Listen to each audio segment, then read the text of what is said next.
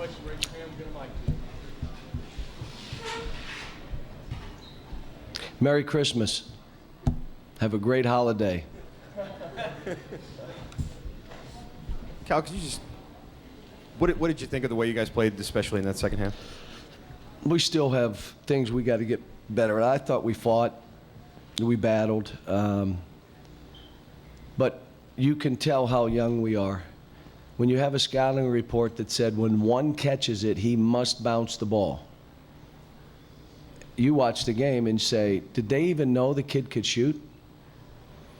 And then the game gets going, and he makes a couple, and you say again. But that's the lack of focus is young guys. But we fought like heck. It's a hard team to play. They're going to shoot 33s. If they're making them, you lose. They're against Carolina, they made 14. Carolina lost. And they make 14 against us, we probably lose. And we guarded it well enough and kind of got into their legs a little bit. I was really proud of Jared. And you say, what did Jared add to the game? All you basketball bennies, I love asking you questions because you look at each other and you really don't know. What did he add to the game? Energy. Nothing else. So now you understand what energy does for our team. And if you're sitting there and you're not one of the guys playing, you got to say, man, I got to play with energy. What does Dominic, again, all you basketball bennies, add to the game? Energy and toughness.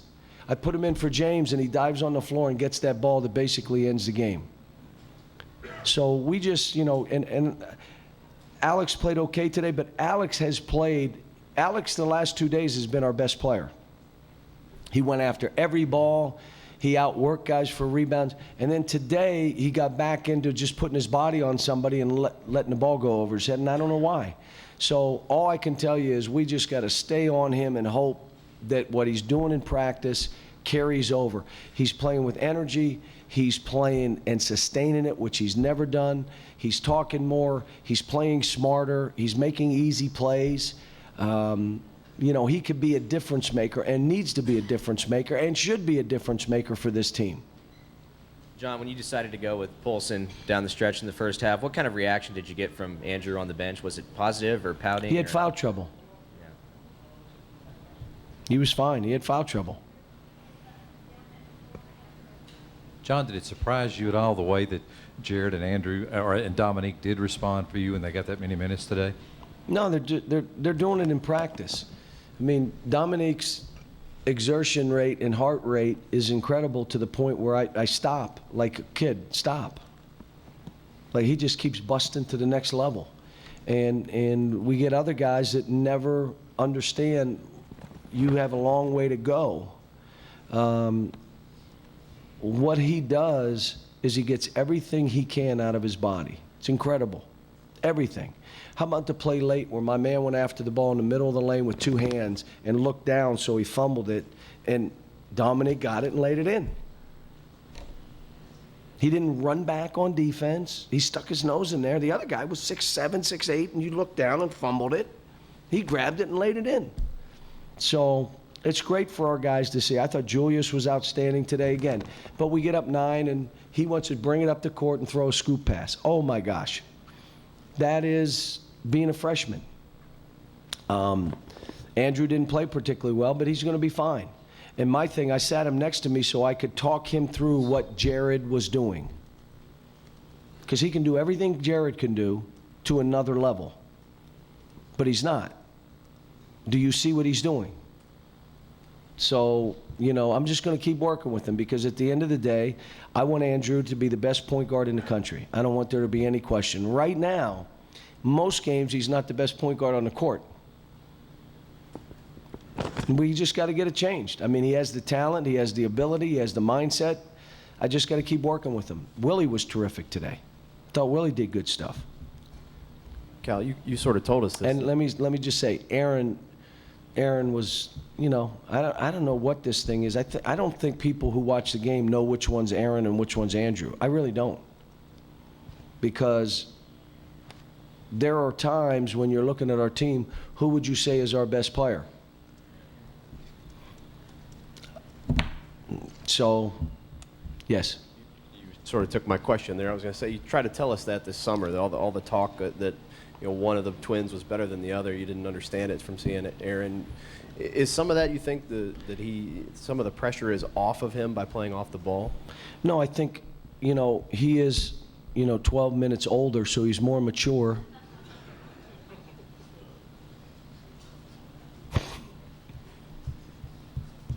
You can laugh. You don't have to be mean and nasty and the Grinch. You can laugh. John, you talk what Dominique and Jared brought to the game. Are those traits that can be taught, and how critical is it for that to kind of spread throughout the rest of the guys? Well, in a normal situation, what happens is you're playing veterans who are teaching young kids, and then the young kids get it, and it kind of flows through the program. I've seen programs this year, top 10 programs, just bench people. You're not playing. I'm not playing you this game. Just sit guys out. What I'm trying to do is I'm trying to bring him along. But I'll tell you, we talk about Anthony early. He was just okay. Well, you all who watched my team in 2012, how was Marcus early? Say it, Larry. Like really struggled, worse than Andrew.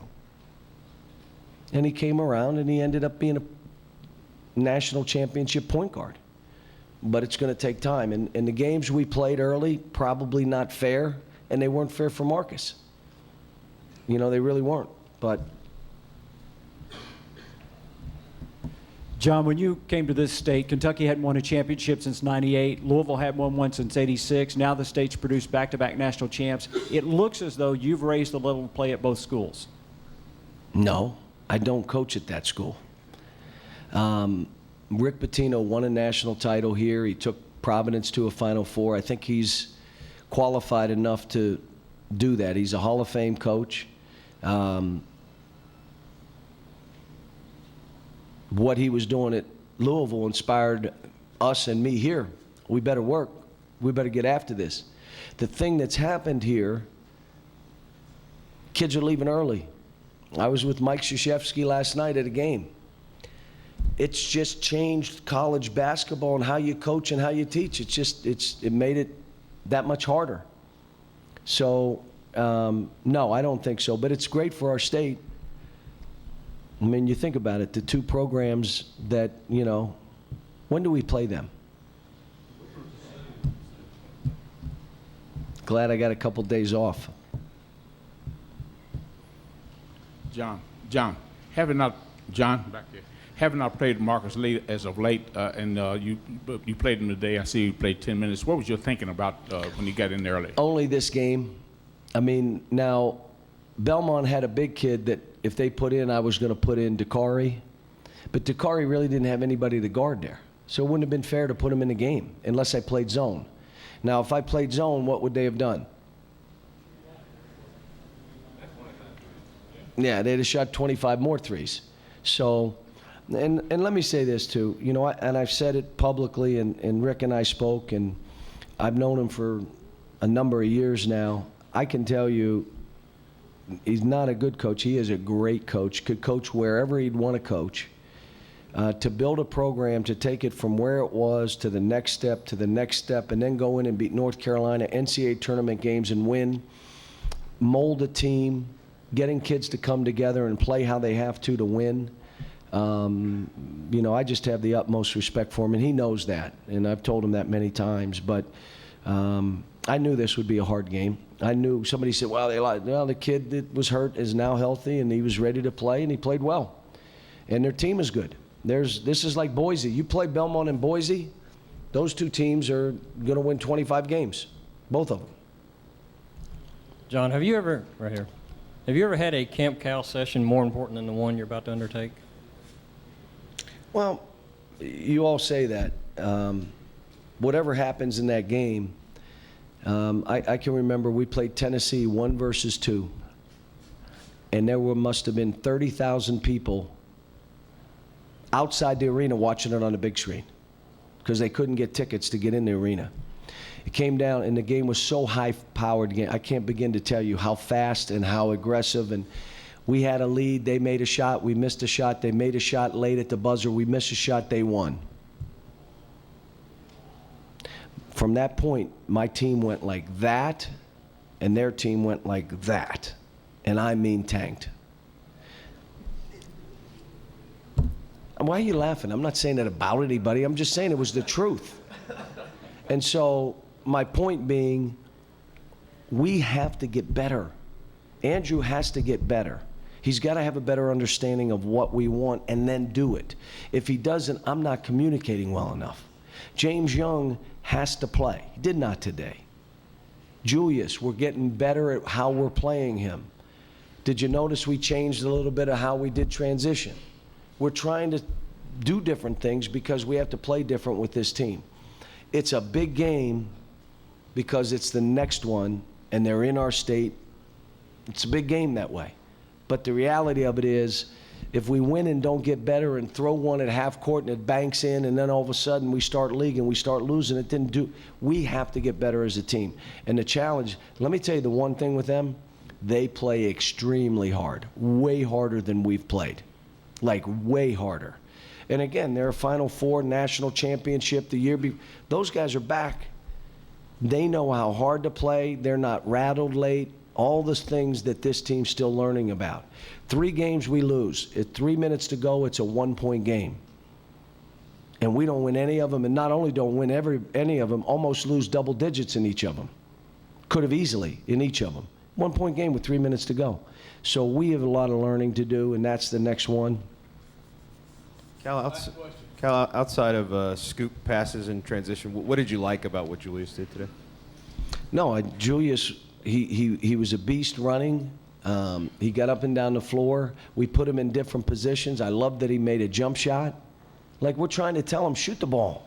You're a good shooter. Missed some free throws today. He's a great free throw. I don't understand what's going on with his free throw shooting. Probably thinking too much. But, you know, he ran. He was strong around the goal. As they tried to rip it, he's getting better. But, you know, again, this team is just, we are what we are right now. And you saw it. We had to go to Jared and Dominique to get the energy we needed in the game. You know it and I know it. That's what we did. And what I want is a high-energy game, and you stick those guys in and they raise it even more. And they sustain it until we can get guys back in. That's what I want. Not like, I got to get you out because you're not giving us anything. You're not adding. You're sucking the energy out of us. We need you to add energy. No, I want it to be great energy. You're tired? Come out for a minute, and I'll raise it again. And then the game is played the way we want to play. We're trying to get our team to play fast. I've never heard of a coach, just play fast. Get it in and go. And we're not at times. And other times we are, and we look pretty good. But again, guys, have a great holiday. Hope you get to spend it with your family. My whole family is in. I'm not doing the radio today. I'm going to go race back.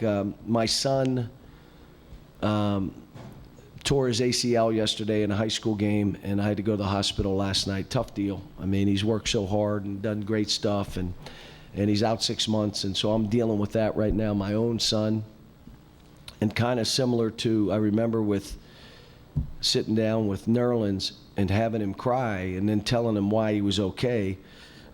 I had the same scene last night. You know, I literally did not want to tell him when I knew. And the doc said, he probably knows you need to tell him, because I didn't want to deal with it. And I told him, and same response, which you would expect from a 17-year-old. So, but he's going to be fine, and this is all part of life. This is all part of growing. This is adversity that's thrown at every kid and every family. And so I'm going to spend a little time with him to try to keep him thinking the right way. Thanks, folks.